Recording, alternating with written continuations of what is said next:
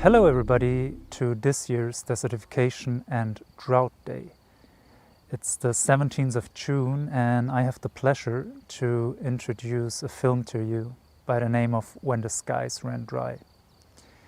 It has been produced 2 years ago and unfortunately since then the situation in terms of droughts on our planet has not changed to the better.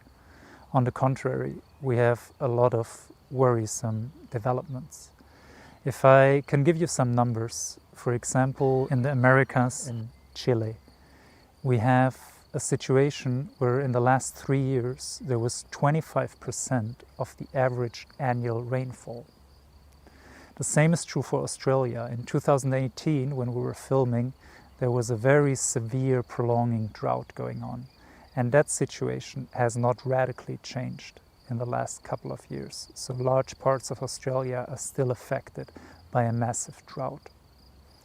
Similar last year here in Europe, many countries were recording an all-time high in terms of temperature. Where we're standing here in Germany, for example, there was a recording of 41.5 degrees Celsius. That had never been recorded before by any of the meteorological services. Same is true for the boreal forests, for the northern region of our planet, where we have seen wildfires erupting in places that previously did not have these kind of fires. And the release of methane gas is also on an all-time high in the boreal forests. But looking at Africa, we can see that in the last 3 years, about a dozen countries had to declare drought emergencies as a consequence of the lacking rains and the detected problems in hydrological regards on the ground. So it calls for immediate and concise action. And we actually know what to do. It is a situation that we now have in 2020 with 415 parts per million of CO2 in our atmosphere. That has never been in the history where humans have been on this planet. The last time we had that much carbon in our atmosphere was about 800,000 years ago. So we drastically need to reduce our carbon emissions. But at the same time, and just as importantly, what needs to happen in parallel is the revegetation of our planet. It is photosynthesis that brings back the CO2, that sequesters it in the biomass and in the ground. And by doing so, we not only get carbon back into the ground, we also change the micro-hydrological conditions in watersheds. So soil moisture increases and temperatures will be lower. So the restoration of our terrestrial surfaces is of utmost importance. And I hope that with the film that we had the ability to produce, we could contribute a little bit to an improved understanding of these interconnectedness. So please enjoy the film and thank you very much for the opportunity of this introduction.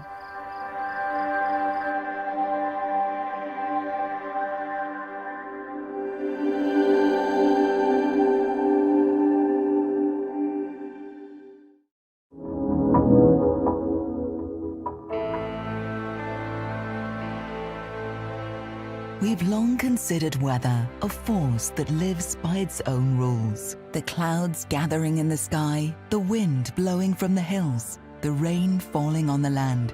We're all seen as the will of a god, the ways of the earth. But as the glaciers melt and we see lakes run dry, as deserts are creeping ahead, it becomes increasingly difficult to distinguish what is caused by nature and what are we causing ourselves. Sidai na ba ko mera sen mera na mali sidai ba ora lari na sidai ora lamme na sidai rasida na ba na nagara me jiru na rara. Ha cambiado el tiempo mucho y Ya no es como antes. Over the past 100 years, the increase in human population has been 3 times greater than during the entire prior history of mankind. More natural resources have been extracted from the earth and more land converted for cities, agriculture and industry than ever before. On this warming planet, droughts seem to have changed their nature as well, increasing in duration, frequency and severity. There were people in our area, a friend of mine, he didn't make it through the drought. He took his own life. The psychological effects were too much for him. The people that can afford to use and abuse water are generally the rich. We really have to think different in terms of how we manage our water. Our planet will suffer a global crisis, the most devastating one humankind has ever faced. Spain has been hit twice by extreme weather, a heat wave and the worst drought in decades. Acute water shortages are worsening problems. We are in desperate need for rain, and with parts of our state now under emergency declarations. Under armed guard, this is the main source of drinking water for thousands of people in Madhya Pradesh. Leaving ships marooned in this newly created desert. Environmental experts say weather is a small part of the problem. They blame years of government mismanagement for the man-made water crisis. How can we actively engage with the causes and adversities of droughts on a planet more radically altered by humans than ever before? From the highest mountains, across savannas, lowlands and cities, all the way to the coast, we will journey along with researchers, nomads and farmers to better understand what's causing droughts in the Anthropocene and how to confront the risks and challenges they bring.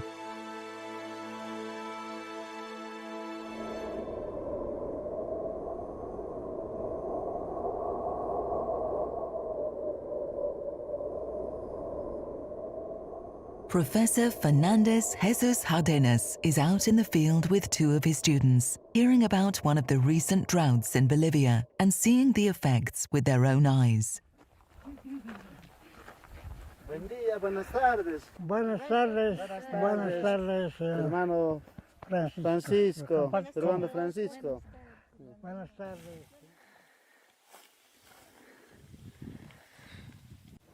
En estos últimos años, ¿cómo ha cambiado la tierra? ¿Ves algún cambio desde que eras niño hasta ahora? ¿Qué cambios ves en la tierra? Napakataka nilibadaka unay para aling artista para kunang kamana para nyacho kah yakupis mayutaka astar sa mayulako astar kah kunamakan siya yakokuso mana para nyacho artista ceman kay anyobes kalau chakiya pumana kancho mapokoncho altuman. ¿Cómo ha cambiado las lluvias ahora como era antes? ¿Usted ve algún cambio en las lluvias, heladas, los granizos? ¿Eso me puede contar? Ya, yo veo mucho cambio ahora. Antes la clima era mucho más mejor. Digamos, la lluvia normal, pero ahora ha cambiado, ¿no? Con estas sequías, no sé por qué, pero ha cambiado la clima.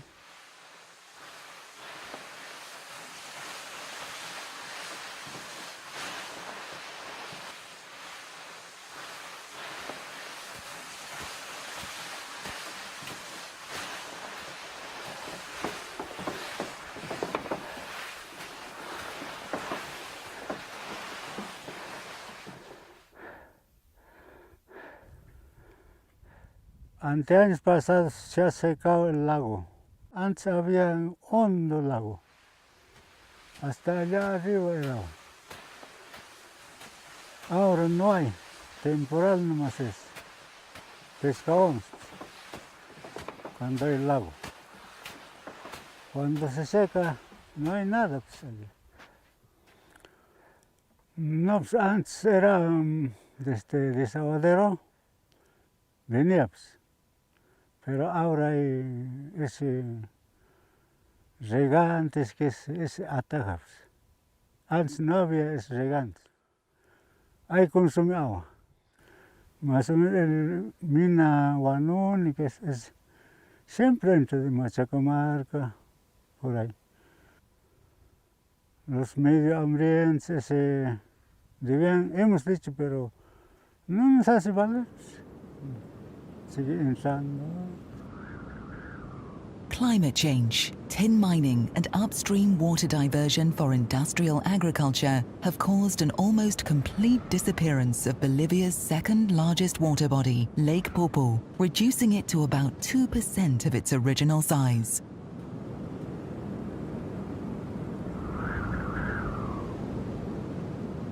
Due 300 kilometers north, at about the same altitude as the lake, sits La Paz at 3,640 meters above sea level. Yet the environmental damage on its even higher surrounds has still made it the downstream recipient of harsh environmental changes.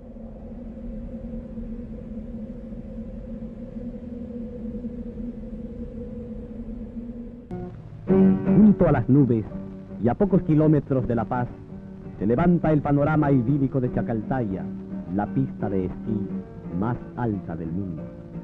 La cabaña construida allí por el Club Andino Boliviano ofrece cómodo asilo a los incontables turistas y deportistas que llegan hasta ella.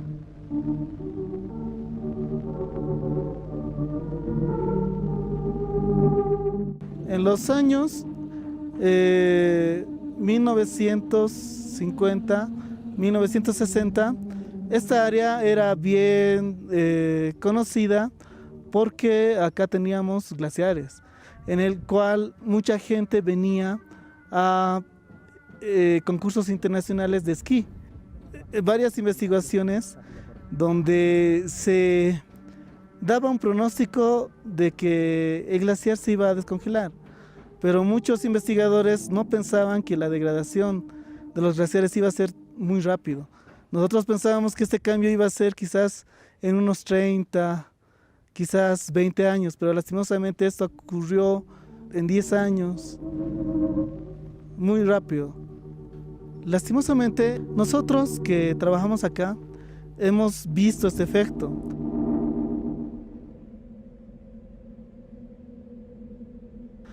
Como no teníamos agua, el departamento de La Paz ha sido azotado por una sequía, la cual afectó a muchas zonas de la ciudad de La Paz. Un gran problema, y esto ha sido por el cambio climático y porque lastimosamente la gente no tenía la cultura de conservar el agua. In viewing distance of the vanished glacier, La Paz, one of the fastest growing cities in South America, now struggles with a situation where the year-round flow of water from the ice masses has ebbed.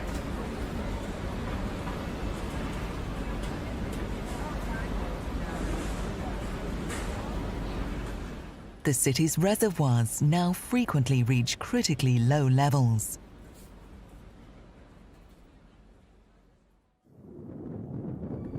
Bolivia's government has declared a national emergency because of a water shortage as it suffers the worst drought in 25 years. The Inca years. Chaca reservoir, which serves La Paz, has been reduced to less than 10% of its capacity. Authorities have rationed the water supply.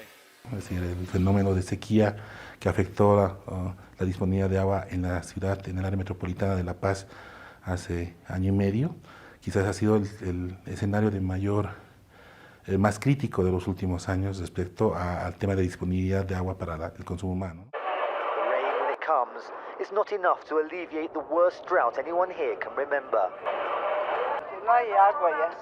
There's no water. We've been waiting, asking those who have water to give us some. Emergency measures are in place to get water to those in need, but it's sometimes not enough, and many are forced to find it where they can.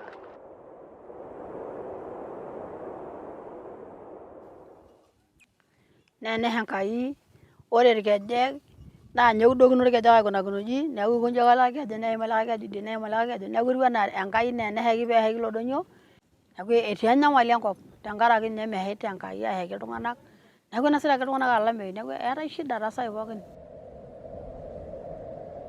The snows of Kilimanjaro have almost disappeared. the land surrounding Africa's tallest mountain is severely deforested and barren, often grazed down to the naked soil.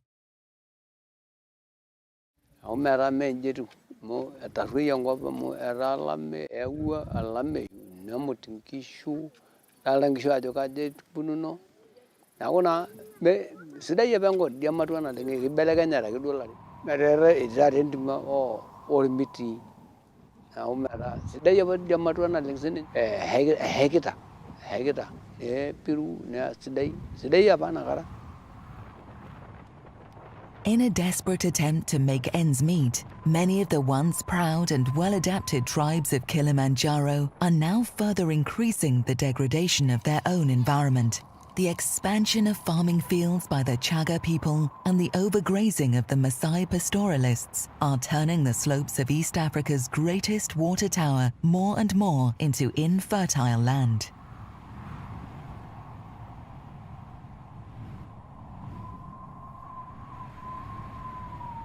When the cows look like skeletons, transactions at the local markets also die down.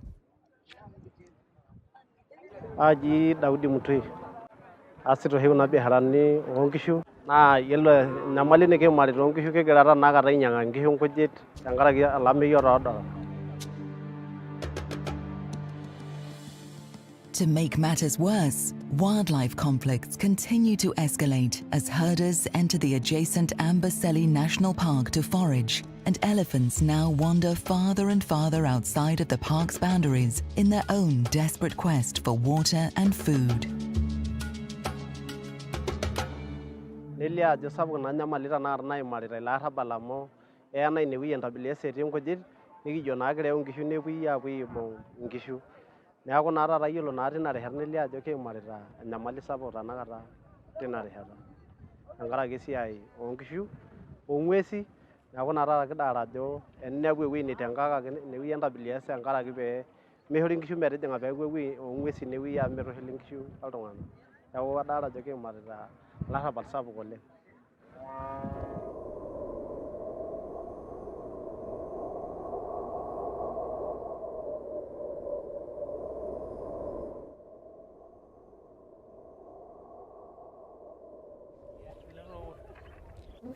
Kumok nkatini enakop naleng' amu maadoru apa ilameitin enaa kulo. Neeku neetuo aadoru. Ore apa inakata nemeoki kule, meoki enkurma, kule ake eoki, nenyai nkiri. There were so many trees in Amboseli. So the climate of Amboseli is completely different from the past.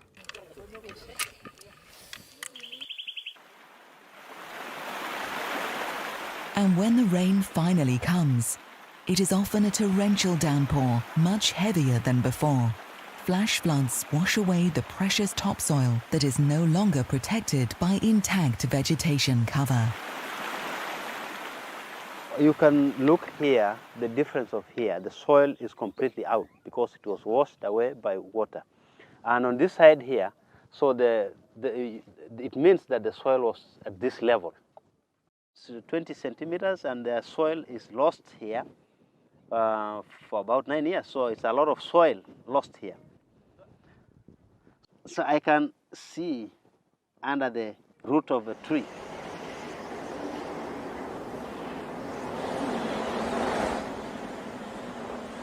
The impacts of droughts have become so severe that at times, food aid needs to be distributed by the Red Cross. Kenya ambitiously aims to end drought emergency responses by 2022 and to set up new structures to address droughts proactively, including the promotion of landscape restoration. We give relief food aid to the population as a result of the drought. We are actually targeting 22,222 households. Many of them have lost a lot of their livestock. Locals are now aware that well-managed vegetation rejuvenates the hydrological cycle and recharges the aquifers below. And who is to say that pastoralists can't plant trees and be their guardians?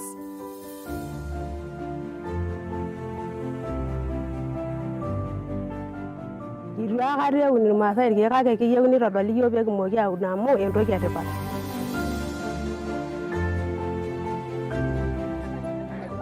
Naponu ajo egil isirat neyau enchan nemitiki osupuko osiwuo. Ore tenkop nemeeta irkeek neme lasima duo eshaiki nkatitin pookin. So, and I think the solution here is to plant grass and trees so that it can stop the speed of water.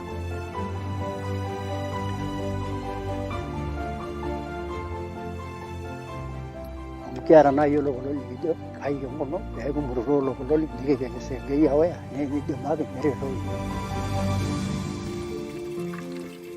Olo ndere yo kiara ewuei neji arng'aru anaanye ng'asa ajo mebolokini nkishu pee kibolokita talameyu. Nee enelo ake sii nikigiruna nikiara woi nikimpanga metaa meeta ntokitin naaroro metaa nena kujit neeku eetai enkata naje edung'i niya yie naya nanu peetoni nkishu aadaare. Neeku kiata woi neji neebolokini nkishu nikiata olokulo lioji mebolokini nkishu amu talameyu ebolokini.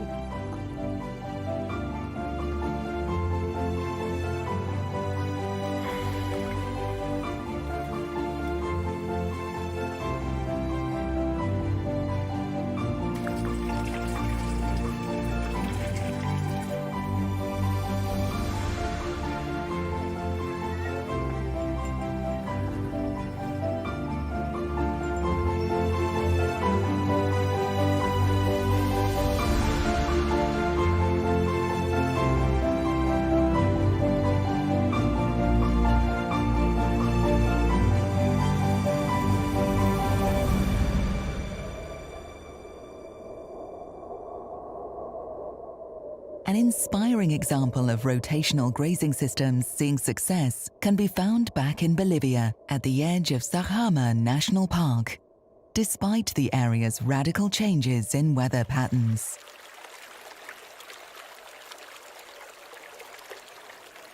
Y la nevada tampoco no dura y se nieva y rápido la nevada se derrite con el calor.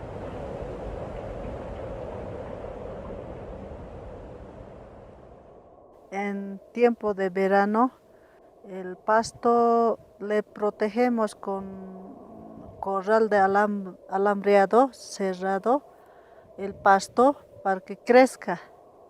Después crece el pasto 2 meses, 3 meses, ya crece ya para invierno. Después alpacas les cerramos en ese corral y ya se alimenta de ahí en invierno.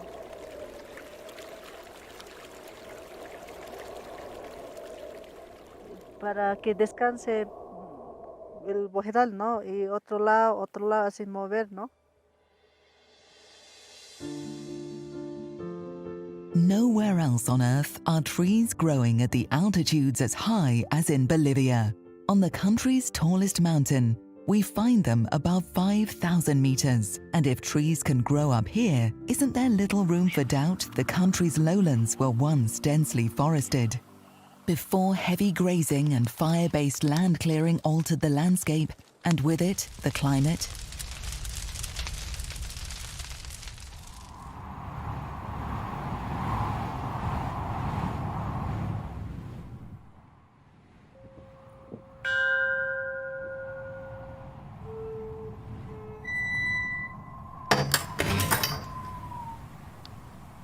Doña Naciana, ¿qué cree que se puede hacer en la cuenca para mejorar la situación actual?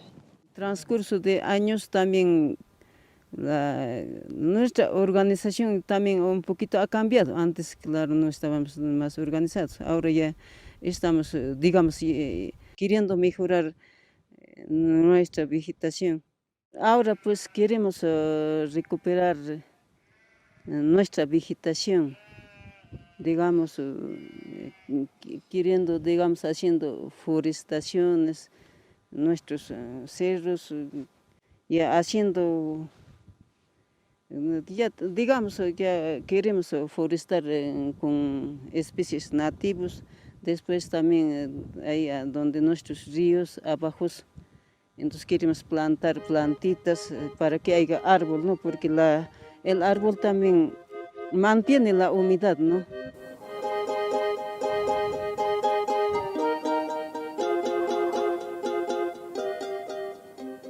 Aquí tenemos este atajadito que es muy importante para nosotros, ¿no? Para regar nuestras hortalizas, también para nuestros ganaditos, para todo, ¿no? Y hemos hecho pues con cosecha de agua. Con eso hemos detenido este atajadito, por eso tenemos aquí agua. Cuando uno hace un proceso de forestación, ahí lo que hace la norma comunal es indicar de que se debe evitar que el ganado entre, ¿no? Se norma que las personas que invadan con el ganado van a pagar una multa, ¿no? Van a tener que resarcir con trabajo, ¿no?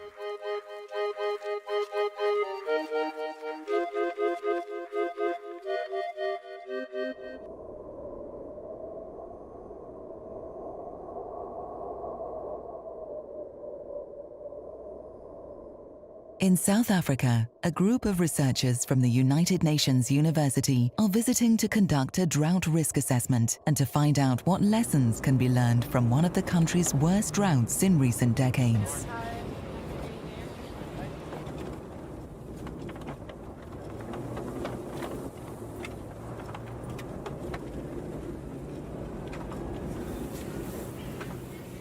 Yabona apha ke into esibetha kakhulu zimvula. Ngoba lokho ekulimeni kufuneka kubekho imvula. Kuzala amadama, kuzale nemilambo. Nxa ndiyibona ngoku, uyabona imvula ngoku. Phaya ekukhuleni, ngexesha besikhula, imvula zaziqhaphakile. Ngexesha besikhula, sakhula ke kulinywa. Imvula ibinganqabanga. Zizinto ezibalulekileyo ke endicinga into yokuba singancedwa siqhotyiswe kanti nezixhobo ezosebenza ngoba kunzima uzithenga amagaba, iifolokhwe, izipeyidi, iharika. Zizinto ezibalulekileyo neekiriva ezi. Things look different when you have inherited more land, when you are the owner of a private dam, when you have the capacities to diversify your production to cope with a lasting drought. The drought years are probably the most difficult things I've ever had to overcome. I think we've got to become water wise. I think we've got to maximize the output with a given water input. We specifically have to focus on value adding. I think the days of just producing and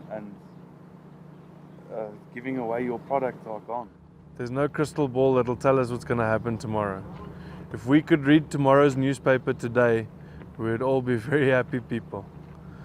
But technology certainly can give us warning signs. If there was a cure for a drought, I'm sure it would be greatly appreciated, but unfortunately, we're at the mercy of the good Lord. Yeah, I don't think there'll ever be a cure for drought per se. No. But I certainly think if you can get enough information and warning signs, then you can try and mitigate the risk that you're going to have. If you could just lessen your impact. Yeah, I mean, and that mitigation of risk isn't necessarily planting less, but it's changing your practices to lower rainfall. Yeah. The drought creates opportunities. I mean, taught us to value add. Yeah, taught us to value add. It taught us to utilize our moisture better. Yeah. Taught us to be more effective on our inputs. Taught us to be more lean in our cost structures. And what you can get away with and what you can't. What you can get away with and what you can't.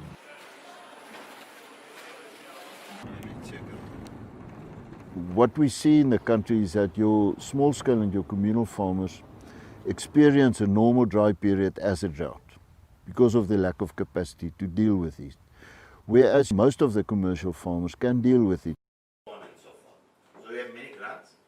In order to have environmental justice, you really need to look at the distribution of water, the ownership of dams, private dams, and a big example is in the Western Cape, where day zero was almost upon them, and then they appealed to farmers to release water into this water system. And day 0 was delayed by 30 days. So you have a fairly large amounts or quantities of water in private dams, which we would need to relook at if we want to have environmental justice. Cape Town is running out of water. The worst drought on The record. reservoir is down to just 10% It's not of a its fantasy capacity. apocalypse movie landscape.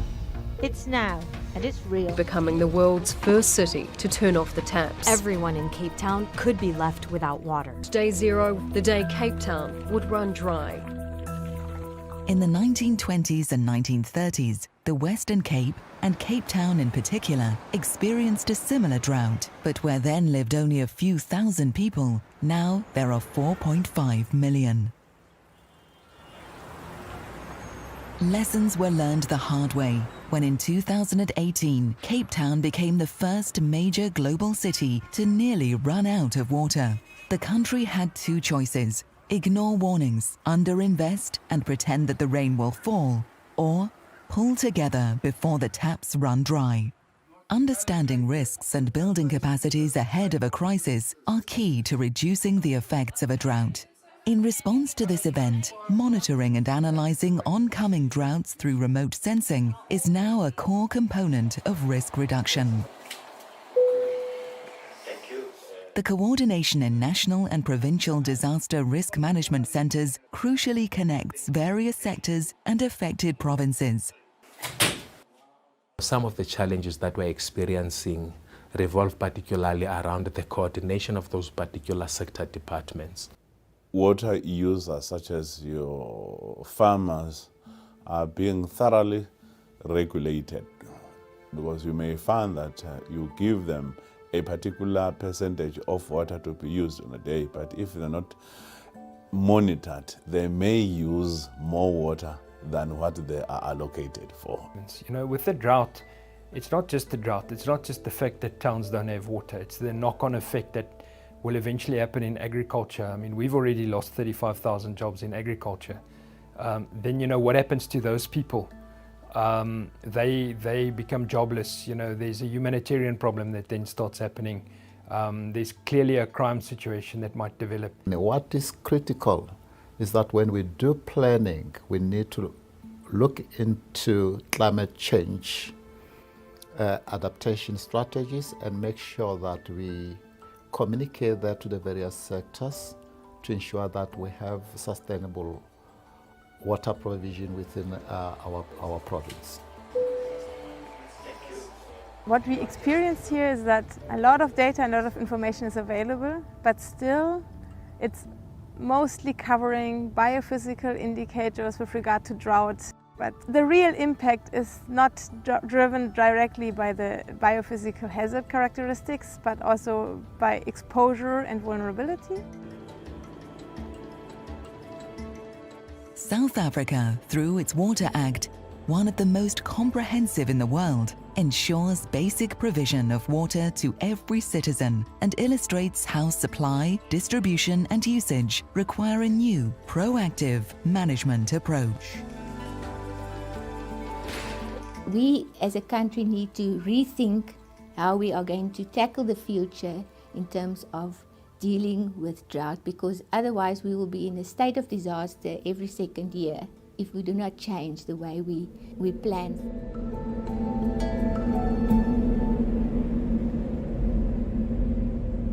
On a different scale in Bolivia, a new mobile phone app is seeing farmers take to their phones to preemptively deal with droughts right on the farm level. Hola, don Mario. ¿Cómo estás, don Mario? Una consulta, don Mario.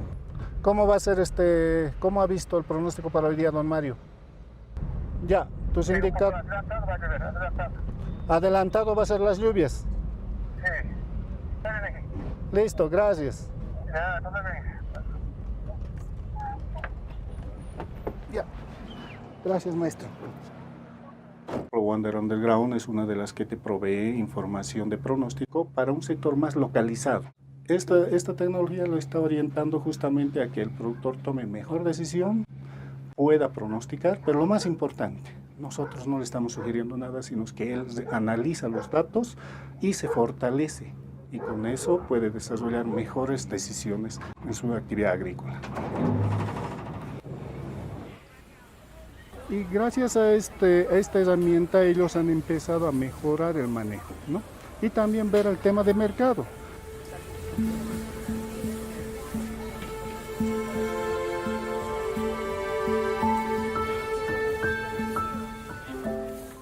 Este acceso a información ayuda a que mejore su resiliencia del productor ante eventos extremos.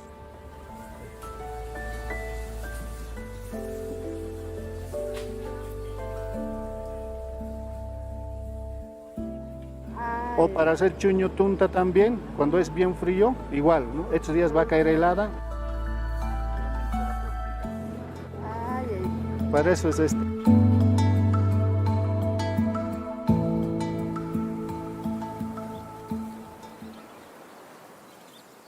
Bolivia provides another example of what can be achieved when farmers employ agroforestry.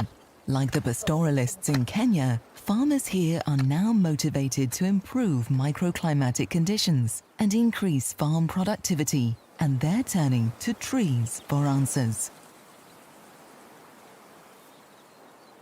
Zuai como porque sindicato OTBs na monco chay waking nas forestales man planta tiang ne mohtenga no gai kure mana na plantas teman chora ko yuja mana nastus na iguchare chay forestales man apa monco ancha obligatório planta ex sindicato planta ego poner. Pues ya queremos manejar más poco más mejor. Entonces nosotros también ya hemos pensado un poco, así ahora ya con el cambio climáticos ha cambiado un poco. Igual que sachitas para tu ajelante, para man sachits kahtenga mana para mulang manta chare, sachits kanchaire, sachitas para ajelante, jay, como se tira pon esto coi chancas pets. Ya queremos cambiar, ya no como antes manejábamos antes, así que las sequías nomás por la tierra, nosotros queremos mejorar, eso queremos cambiar mediante por canales. Tubería o aspersión, ¿no? Con eso ya un poco ya podemos mejorar. Entonces para eso nosotros también invertimos nuestro capital.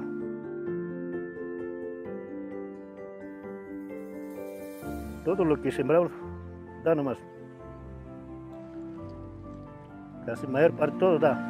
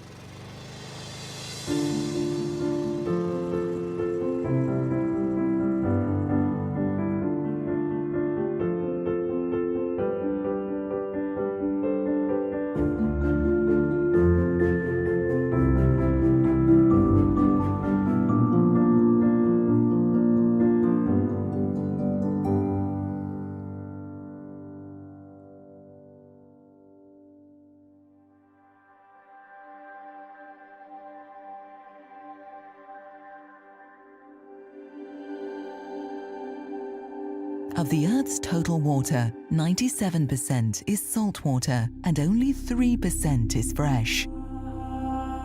Only 1% of all water on this planet is readily accessible for human use. Where there is no water, there is no life. According to the United Nations, by 2030, almost half of humanity will be living in areas of high water stress. As long as our industries remain dependent on fossil fuels, the cutting of old-growth forests continues and the global economic system still worships growth, man-made droughts will continue to be one of the most threatening outcomes. We need system change, not climate change. When we look at the sky, when we hear the wind, when we feel the rain, we should not also feel it was affected by us. The intensity, duration and spatial extent of droughts are increasing. In the last 2 years only, 25 countries have declared national emergency as a result of drought. Recent scientific evidence also suggests that droughts have a cascading, spiraling impacts on other sectors. It's implicating also civil unrest, conflict and enforced migration. Well, we have to acknowledge that it's no longer nature that is driving global change, but it's humans. That's why we're talking of the Anthropocene as a new era in global change, where nature has ceased to be nature. The variation in rainfall is just one aspect of drought. What makes it a disaster is the way how it affects, how it interferes with societies. We need to move from responding to crises toward being proactive and managing risks by using the latest technology in early warning systems for the dissemination of knowledge and alerts, coordinating across institutions, connecting all relevant sectors, understanding the implications of inaction for forced migration, security, and violent conflict, restoring ecological systems along with microclimatic conditions that rebuild water security while sequestering carbon in biomass and soil organic matter, helping to restore the Earth's climate. Investing into sustainable forms of irrigation and water provision that is fair to everyone. Putting those living directly off the land at the center of our efforts. Creating a clear vision of what we need to do next to protecting the living planet that sustains us. Restarting our ability to imagine what a different future will need to be. Nikiun orkujita neranito kodolkai kiponu atem aun aapare peeku naa nkujit emetabai yokitu nikiyoki adung'o nkishu minasata likae meyioloro. Contamos con políticas públicas como el Plan Nacional de Cuencas, como el Plan de Atención a la Sequía que estamos desarrollando en los últimos meses. If you want to live from planting trees, it is possible, and you can be very successful as a farmer, as a family, as a community. La mejor herencia es el suelo y el agua para las futuras generaciones, ¿no? The threat is not so much the natural phenomenon. It is how we deal with it. En eso estamos queriendo trabajar, queriendo mejorar, ¿no?, el tiempo y más que todo queremos forestar. Eso para recuperar, ¿no?, la vegetación. Y eso queremos hacer.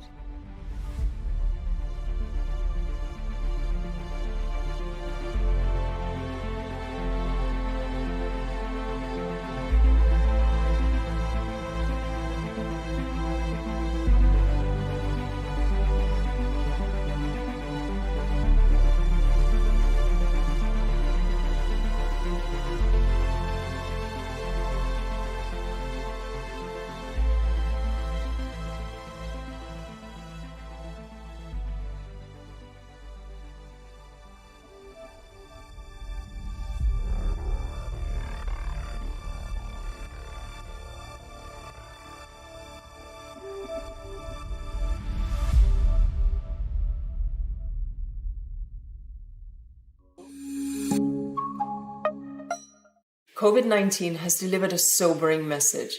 Humanity's footprint on the natural world can no longer continue unabated if we are to guarantee human well-being and health. The science is clear. Sustainable land management and restoration are key to halt and reverse climate change and biodiversity loss. And the benefits are enormous. Land restoration can benefit 3.2 billion people. And for every dollar we invest, we can get about $9 back in return. And new sustainable agriculture opportunities could employ around 80 million people by 2030. So as we embark on the UN Decade for Restoration, it is time for nature. It's time for the Rio Conventions on climate, desertification, and biodiversity to come together and restore our ecosystems. So on the World Day for Desertification and Drought, let us recommit to managing our land better, to restore our ecosystems, and to pave the way for a decade of true action for sustainable development.